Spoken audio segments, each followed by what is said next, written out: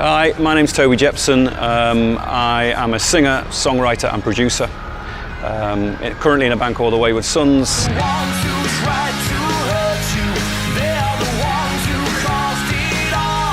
I think the biggest problem facing, maybe specifically facing bands, is there's a number of things, but the first thing for me is when I go and work with a band, if I'm working specifically on, if I've been asked to go and do a production job, I never just go in as a producer. I go in as a writer, an arranger, an A&R guy, and the whole thing is it's a holistic approach. But I'll guarantee you, especially if it's a young band, 90% of my time will be spent trying to figure out what they're actually trying to say. I think one of the biggest problems in contemporary rock and roll, specifically in hard rock bands or rock bands, guitar bands, whatever you want to call them, is that the emphasis is never in the right place. I'm old school, but I think it's the correct school. I think everything that we do, every ounce of the effort that you put in should be about getting the music right. And so a lot of my consultation, if you like, when I'm working with the bands is to try and figure that out. So I think the biggest tip I can give is you've got to sit down with your bandmates, or if you're a solo artist, you have to figure out what you're trying to say. You really do. And that is, it could be as simple as, I'm really politically driven, I've got a social conscience, I want to talk about the things that make me angry, I want to figure out what that is, and I want to try and find a way of talking about it in a poetic fashion. Or it can be, we're a rock and roll band, we like all these bands over here, they're our influence, but we want to be our own version of that, and we want to figure out what we're trying to say. The biggest thing is that, have something to say. Now it seems like a really simple thing, doesn't it? But it isn't. You have to figure out what that driving force is, what your narrative is. If you do not demonstrate yourself in your music, if it is not connected to the soul of who you are as a person and as people, nobody is going to believe it. No amount of fantastic production, no amount of Kemper amplifiers and Pro Tools or any of that nonsense is going to replace the wholehearted reality of being honest about the things you're talking about. Art is important if it means something, if it reflects what's going on around you. So that's my biggest tip, is you have to figure that stuff out. Okay, so I've been a songwriter for pretty much 30 years, and I very, very rarely these days get writer's block. And I think the reason why that is because I do have some methods, I do have some things I return back to every time I want to try and write a song, whether it's for myself or whether I'm writing with somebody else. Never let an idea go. One of the biggest problems I stumbled over as a young man when I was writing was I was second guessing myself about a simple idea.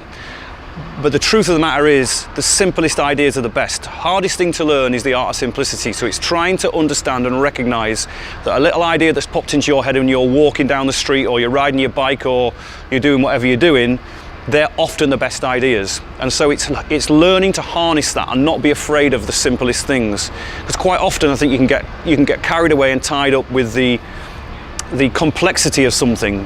It's very, very easy to tell yourself, oh, that's not good enough. So I think my biggest tip is to always let something happen. Always exhaust the possibilities of an idea. And I think also the other thing is that part of the process of songwriting in real terms is that your brain has to sift ideas.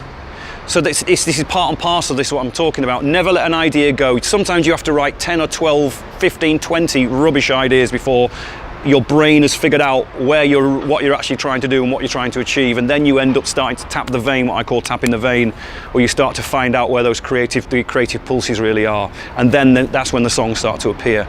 So never let an idea go. Okay, some practical things I would talk about is that I mean, I know it's pretty obvious, but keep your phone or a recording device with you everywhere you go. I mean, I've just got an iPhone like everyone else, you know, so I just use the voice memo thing constantly, all the time. Even if I'm driving, probably shouldn't have said that really, but if I'm driving and I get inspired by an idea, I used to think, oh, I'll remember that later on, but of course you never do you? Right, so I always use the phone, always hum it in, and I think sometimes you can get home and listen to it and go, what the hell is that all about? I can't even hear what I'm doing. But the good ones always stick out, actually. And I think it's the same for writing lyrics. I mean, I'm heavily into lyrics, and I think it's fundamentally probably the cornerstone of songwriting, actually. So I keep notebooks. I read a lot. I think one of my big tips is read.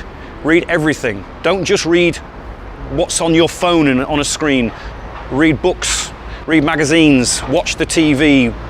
Just fill yourself up. It's like what I call filling the reservoir. You're never going to write anything unless you've got something that you're inspired by.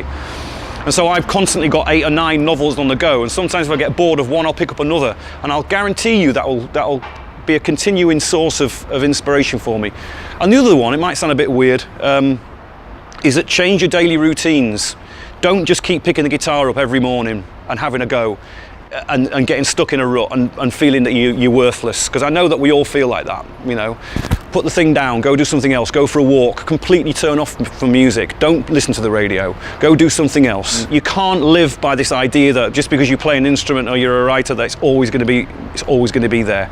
You have to do other things, you have to be inspired by life to allow that to sink in and become something. It is a very difficult world to get into, co-writing, that will lead into a situation where you're going to have a successful career at it, because there are an awful lot of people doing it. But it's not, of course, it's not impossible. If you want to co-write, I would suggest that you start with friends, bands, anyone that needs a bit of help, anyone who's willing, so you can get your craft up, because it is a different thing writing for other people. I mean, I've written with a lot of writers. I wrote with, back in the day, I've written with people like Jim Vallance, who wrote with Bryan Adams and all kinds of people. And funny enough, me and Bruce, I mean, it's a little anecdote, we went for a songwriting session in Vancouver for a week, me and Bruce, and we mistakenly made this assumption that because he was Jim Vallance and he'd written Run to You and all these amazing songs, that the songs would drop out the sky. But we spent an entire week just staring at the floor, because I think he thought we were bringing ideas, and we damn well expected him to bring a load of ideas. So even with the greatest co-writers in the world, often it's to do with the people you're working with.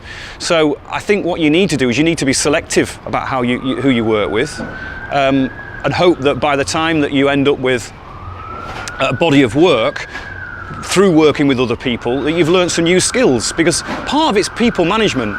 I think one of the biggest things about writing and co-writing is that you've got to learn to understand other people. I mean, I never go into a co-writing session these days unless I have a conversation with them first. We talk about what we're trying to achieve, what we want to say, and then we have fun. And the biggest thing I can't emphasize enough is you've got to have fun with everything that you do with this. It's not enough just to think that it's a business. You have to enjoy it. I think the ultimate thing is learn to trust yourselves, learn to trust your instincts.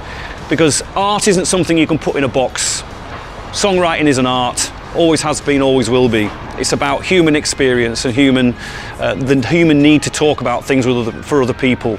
There is not one way of doing it. Don't ever let anyone tell you you're doing it wrong. You're not. You're doing it your way, and that's the important bit.